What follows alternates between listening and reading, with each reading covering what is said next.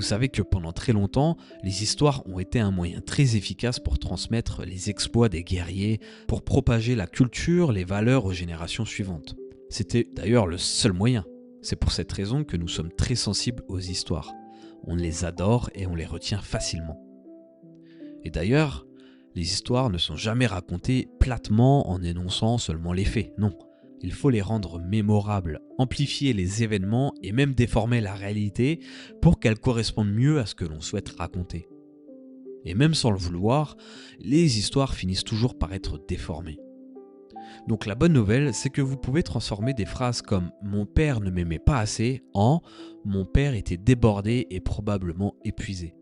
Vous pouvez remplacer « Je n'étais pas importante » par « Son absence ne change rien à ma valeur ».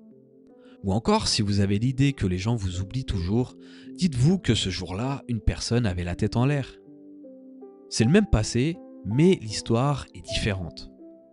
Et si l'histoire est différente, alors le futur devient différent. C'est exactement ce que fait la reconsolidation mnésique.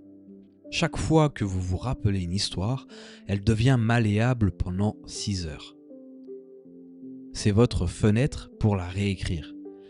Vous ne changez pas les images, vous changez simplement le montage, la musique ou encore la voix off. C'est un peu la salle de montage de votre mémoire. Mais attention, je ne dis pas de nier la douleur. Le père de Claire a raté quelque chose d'important.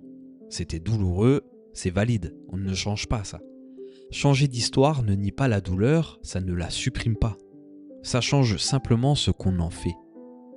Au lieu d'en faire une prison, de « je ne suis pas importante », on en fait une information. Ce jour-là, j'ai été déçu.